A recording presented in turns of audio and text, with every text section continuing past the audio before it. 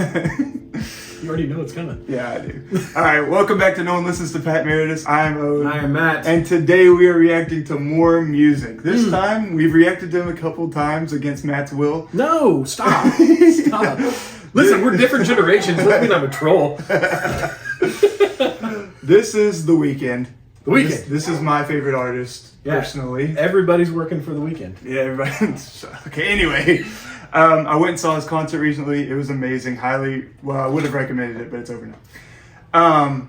So I've picked a song that I feel like I'm picking this because it's more tailored to you, even though you're not a huge fan of the, Michael Jackson-y falsetto. But I was just telling you, like, I loved his Super Bowl performance. Yeah. The dude's got talent. Oh, yeah. It's just not my cup of tea, generally speaking. Right. So this is all my cup of tea. And this song specifically, I love it. It's the outro to an album called Beauty Behind the Madness, which just hit its 10-year anniversary. So I was listening to it. I heard this song, and it kind of feels almost like an 80s, 90s love ballad. Okay. Only it's a heartbreak song, which you also enjoy. I love heartbreak songs. So I was thinking about it. I was like, this might be right up Matt's alley. Yeah. So we're going to listen to this. This is called Angel by The Weeknd. This is an outro of one of his albums. Okay. And do you have any thoughts before we get into it?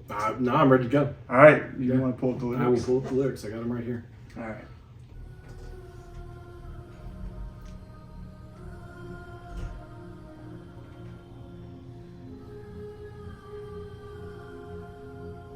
Let's see what they call it. Angel.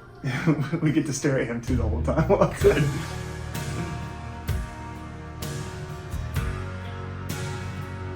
Okay. I hear the 80s. Yeah.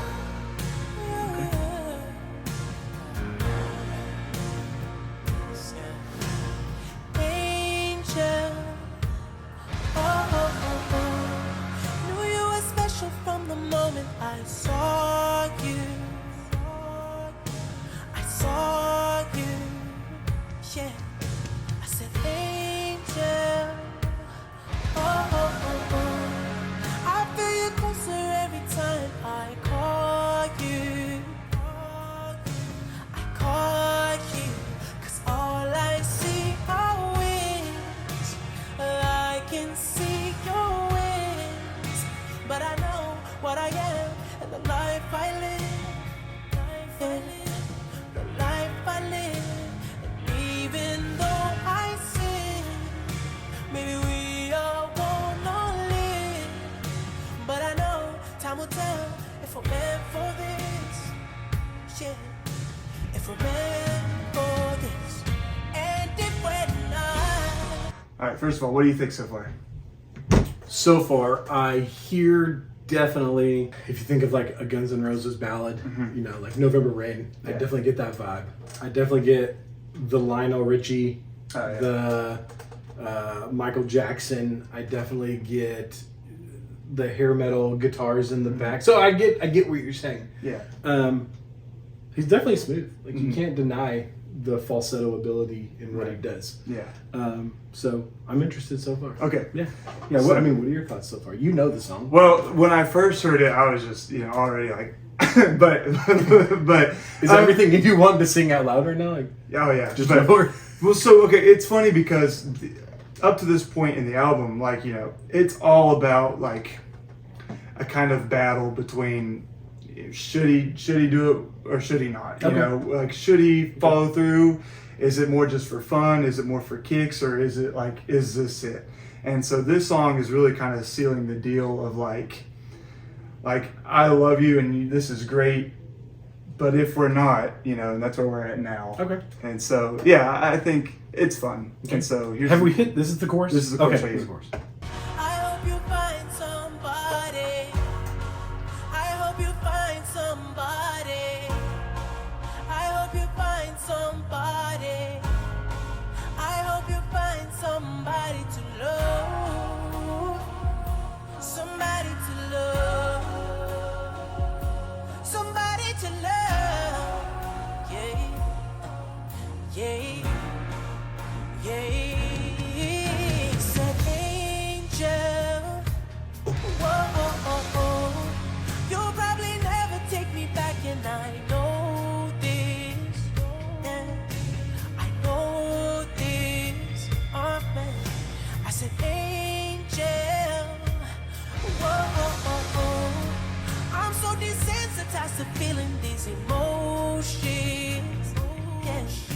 no emotions, baby.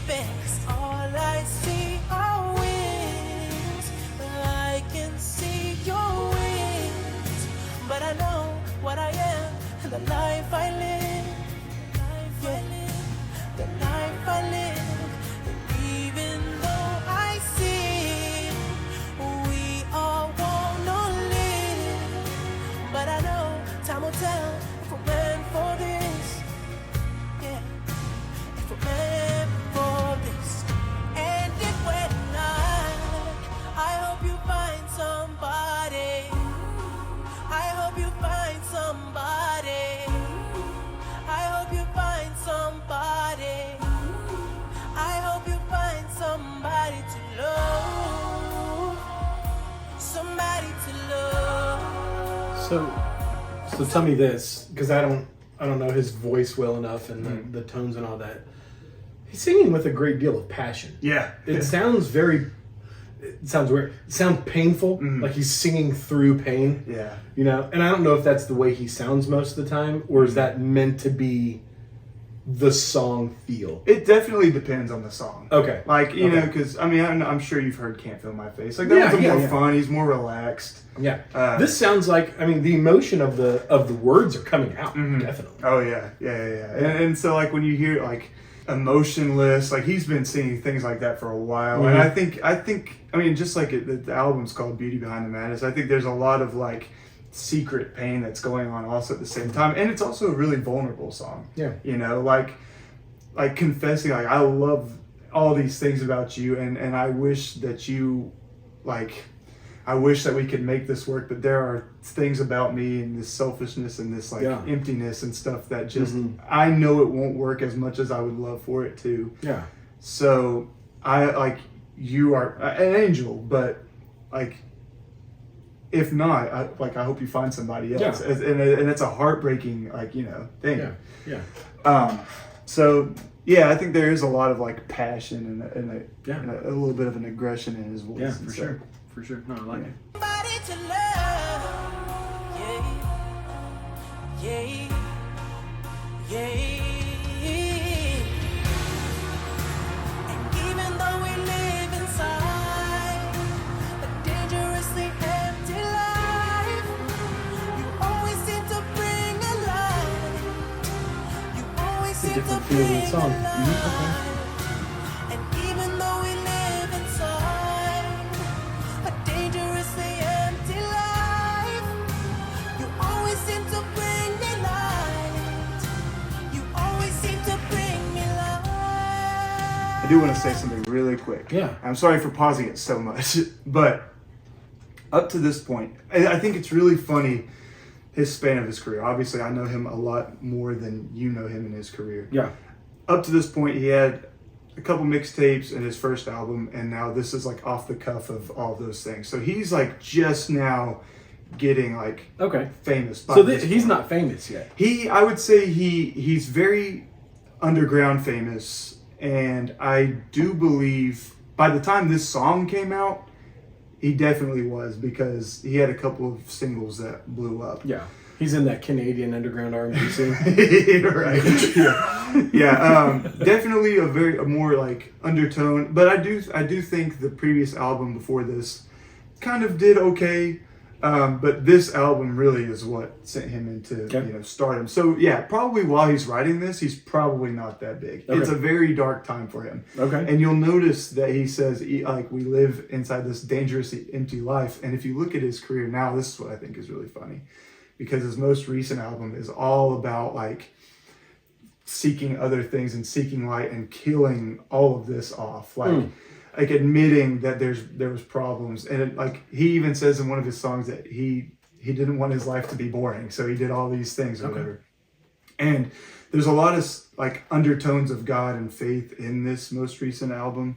So that's why I think it's really funny to reflect back on this, this empty life and finding light in this person, and now where he finds light elsewhere now. And so I do think it's really funny to look back on. And so, anyway, cool. Any thoughts so far? Again, like I said, I'm enjoying it. Okay. Also, this girl that's about to sing is not anybody.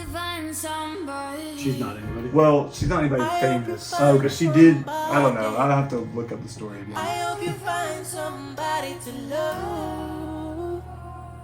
Somebody to love. Somebody to love. Their voices go really well together. Yeah.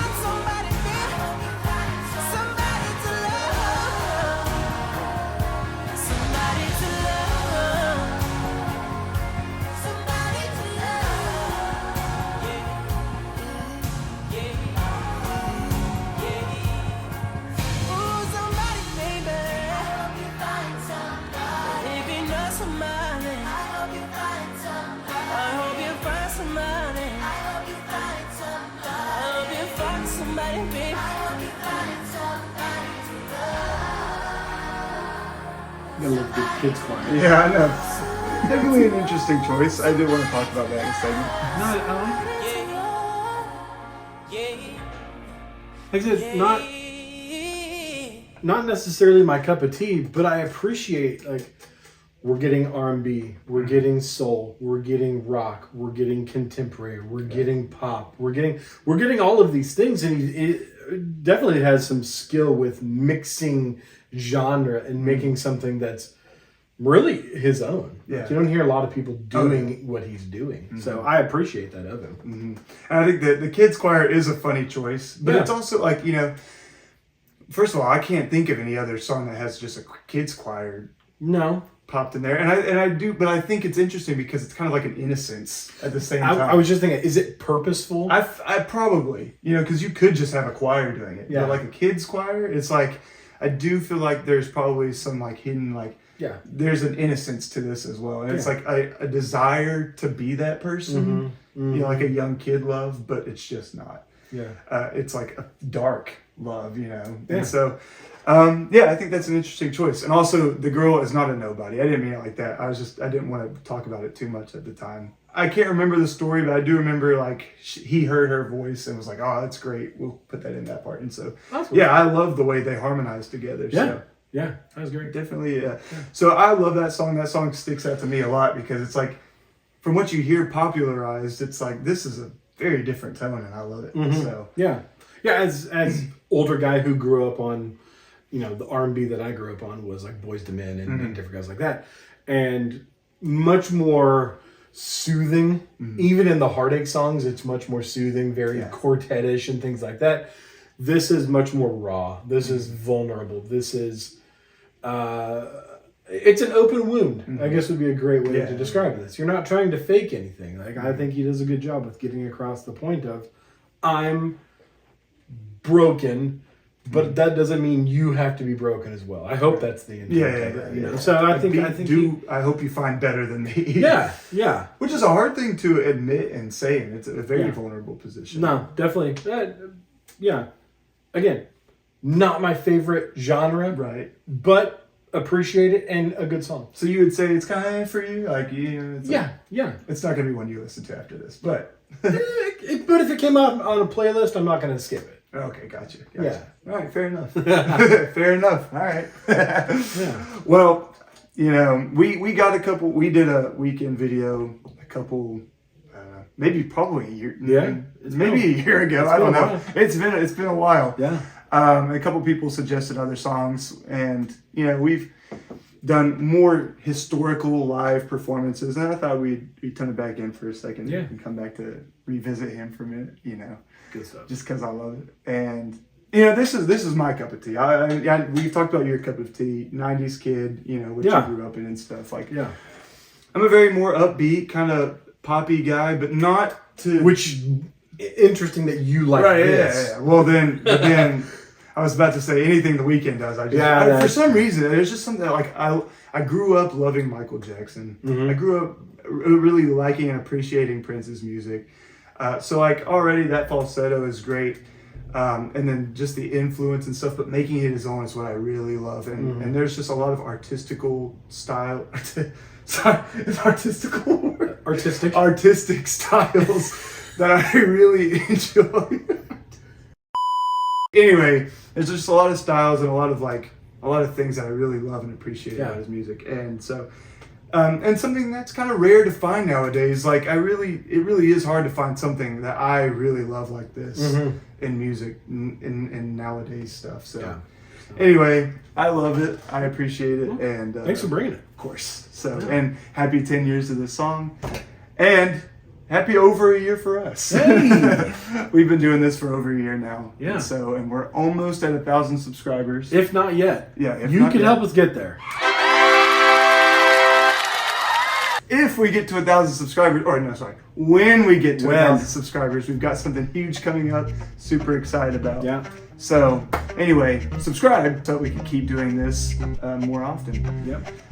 Comment down below what you thought of the song, what you'd like for us to listen to next. We've got a lot of recommendations. We might be able to get to them, maybe not. There's been a lot that we haven't been able to get to, but we'll try. But nevertheless, comment, like, share, all the fun stuff. So, you got anything else? I don't think so. All right, well, until next time, we love you and peace out. out.